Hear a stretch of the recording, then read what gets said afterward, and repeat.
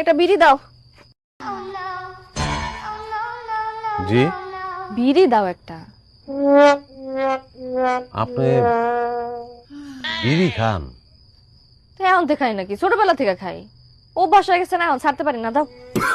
কি বলেন?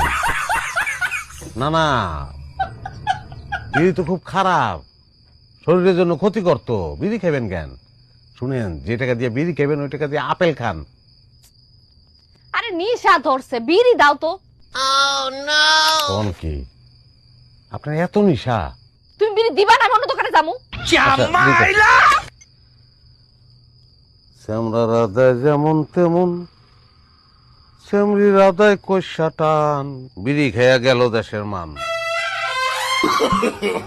No, no, no, no.